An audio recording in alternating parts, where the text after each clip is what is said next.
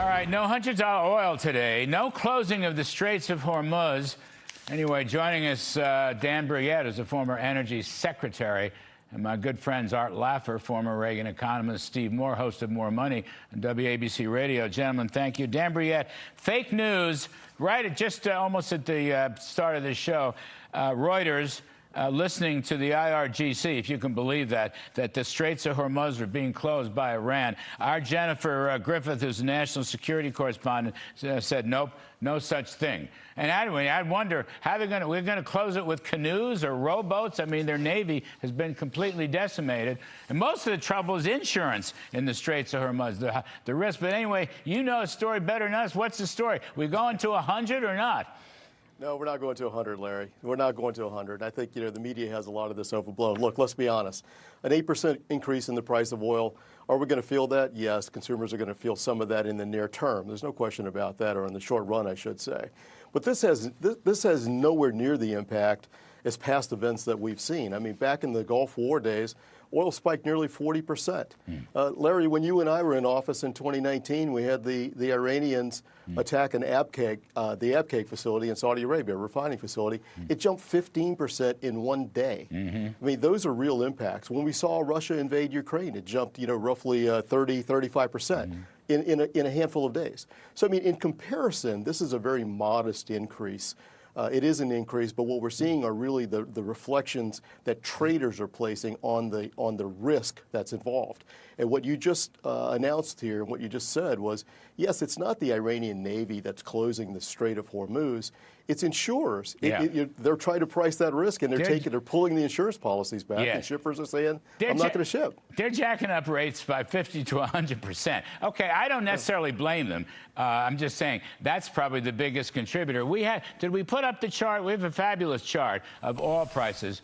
There it is, Brent crude. Okay, European oil. So if you see, it jumped to $80 a barrel.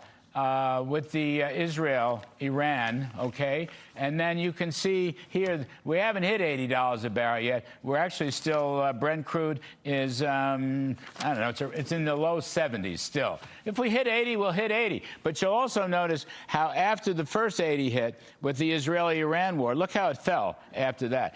Art Laffer, the world is awash in oil. The United States is doing 14 million barrels a day, which is unbelievable. And we just had the announcement, the Gulf states met today, Saudi Arabia and the Gulf state. They're all allied with the United States in trying to crush the Iranian regime. And they're putting another, 250,000 barrels on the market, just to add some liquidity. So I mean, why are people crazed about this? When this is all over, Arthur, oil's going to be in the mid-50s, and the stock market's going to be 60 or 70,000. I can't answer the question, why are they all crazy and going to this? You need a psychologist in that to really give that type of answer. But the truth of the matter is, decontrol is going to have a huge impact over a very substantial period of time, the next 4 or 5 years. I mean, under Reagan, oil prices in real terms dropped by 65%.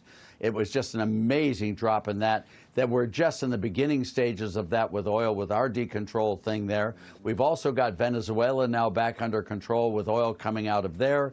You look at the Straits of Hormuz, you look at Iran. Once this thing's over, I think the Iran oil might start coming out on the market as well. So all things considered, I don't think this is an oil problem. I think oil prices are going to drop quite substantially over the next 6 months to a year. Yeah. Steve Moore, there is the if the regime change or whatever, regime alteration or people's revolution, I hope.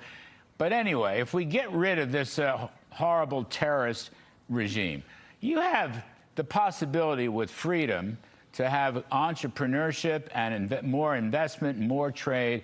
The dream in the Middle East has always been, and Iran is the one that's been stopping that dream. And it's no wonder that the Gulf states, led by the Saudis, are throwing in their lot with the United States. We are the ones of prosperity. They will follow us. They will invest in us. We'll invest in them, Steve Moore. In other words, I'm saying with freedom can come a tremendous burst of prosperity.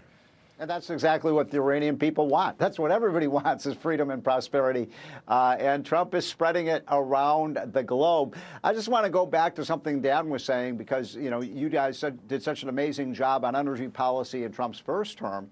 But I don't even think this operation would have been possible if Joe Biden had still been president and declared war on American energy, which is essentially what Biden did. And that made us more and more dependent on countries that were hostile to the United States. And so drill, baby, drill is not just a great economic policy, it is, but it also is allowed us to free these other countries because we were not dependent on their oil. And you are both exactly right that the world really is awash. Remember, it was 30 years ago, everybody said we're running out of oil. The world is not running out of oil. There is plenty of it, and no country has more of it than the United States. So I'm with Arthur. I see the oil price in 6 months being back at $50 a barrel. Yes, well, probably going to be a good call. Dan Briette, you know, somebody else who's suffering here is going to be China. They're getting a heavily discounted Iranian oil. That's going to end, it seems to me. And that's going to make China think twice or 5 times about their, you know, invading Taiwan or whatever. In fact, Trump, using oil politics to some extent, is pushing Russia and China out of the Middle East, out of the Americas. I mean, their ears have been clipped by this, haven't they? Oh, indeed they have, Larry. I don't think people fully appreciate yet the impact that this is going to have on China. You're absolutely right. They're getting Iranian oil at a discount, somewhere between $8, $10, call it $12 a barrel is what they're paying, less than what we're paying on the world market. But importantly, you know, these little small independent refineries in China, they're known as teapot refineries. They refine roughly 20 to 25% of the oil in China. So all of a sudden, they're paying, and their margins are pretty thin, so all of a sudden, they're paying $8 to $10 more a barrel. There's going to be a lot of pain in China, a lot of inflationary pain, and we'll have to wait and see what that does to their manufacturing facilities, to their manufacturing capability generally. So I think as we anticipate what's going to happen, we need to think about that as well. Wow. And you're absolutely right that the president's not only taking Iranian oil off the market for them, he's taking Venezuelan oil as well. So they're getting discounts in both places. Wow, very interesting. Thank you to all. Dan Briette, Art Laffer, Steve Moore, you're all terrific. I appreciate it very much. Straits of Hormuz are still open.